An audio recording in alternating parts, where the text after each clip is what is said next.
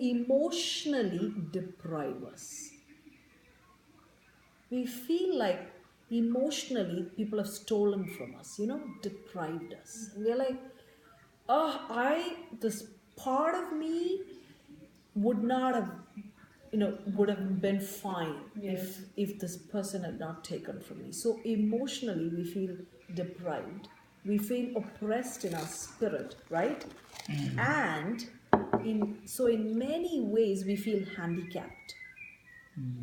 We feel handicapped and we feel like, oh, I'm emotionally not fully myself, and I'm feeling so oppressed in my spirit. And that's the reason in life I'm just not able to fly. I'm not able to do everything I'm called to do, because this person or these people or the situation is just completely handicapped. Made me handicapped. If it wasn't for these people in my life or this situation, I would have just flown to heights, right? And so it makes it difficult for you to forgive because you feel like they've taken something out of your life. Point number one, right? Very rough. That's point number one. And that is true. That's not even false. It's not it is true. It's true. It's not like anyone meant to. But you need to understand, just like you feel that, the other person feels. And the enemy will come and whisper to you and say, no, but actually, they've taken more from you. No. No. That's not true. Right? That is the first thing that makes forgiveness difficult, isn't it? Very difficult. Very difficult. Yes, absolutely. The second reason forgiveness is difficult is because when you forgive someone, okay? So now I want you to imagine this person has emotionally oppressed me, has oppressed my spirit, has emotionally deprived me. I'm handicapped because of that person, but God is requiring me to forgive this person. And when I say I forgive you, all issues between us are not fully settled. The hurt is still there. He or she still has done that to me. Does forgiveness settle the issue? No. No, it doesn't. Forgiveness does not settle the issue, right?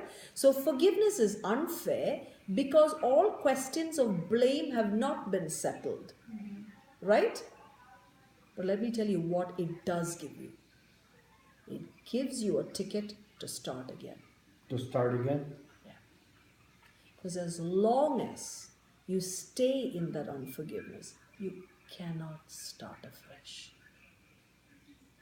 You're going to be trapped in that space till, in that door, in that situation, till forgiveness is the only thing that opens the door and you get out and you get a fresh start. Tell me, is it worth it? So what if the issues are not settled? Put it down to foolishness or silliness or the immaturity of the age. Who cares? We've all been immature. We've all done wrong. The Bible says all have sinned and fall short of the glory of God.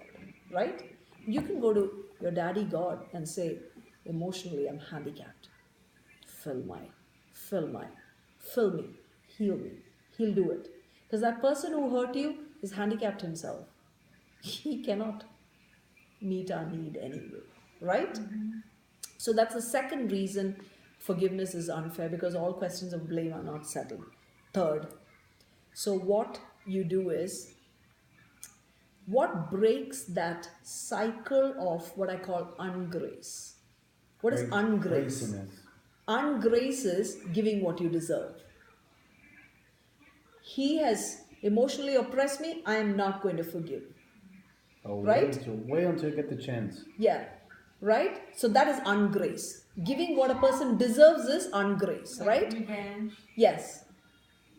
Grace is giving a person what they don't deserve. Right? So unforgiveness is what they deserve. Forgiveness is what they don't deserve. But that's grace. So breaking a cycle of ungrace, you know how that happens? When you take the initiative.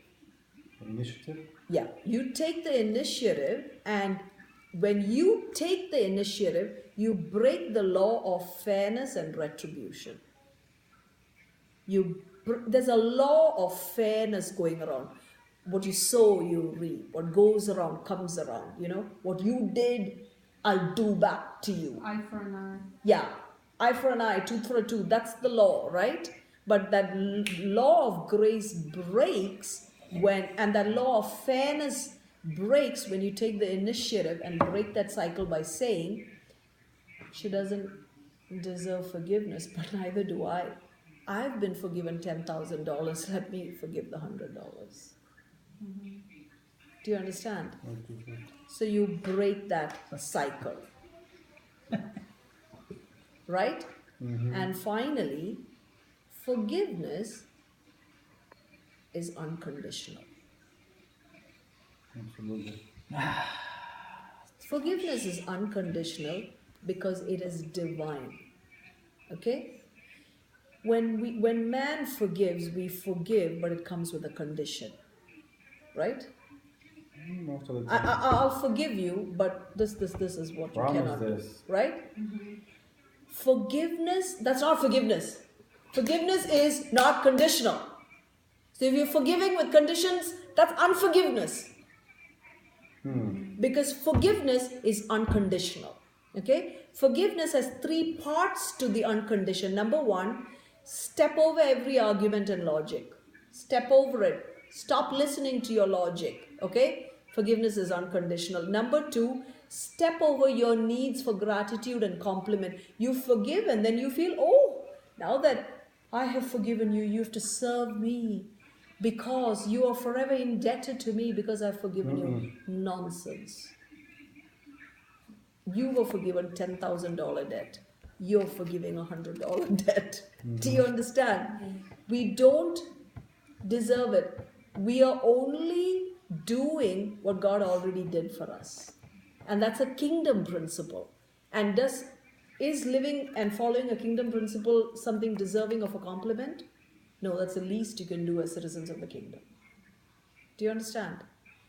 And finally, forgiveness is unconditional because it's stepping over that wounded and hurt part of your heart which wants to stay in control and put a few conditions on the person.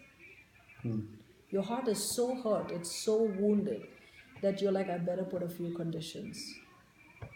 What if this person messes up again?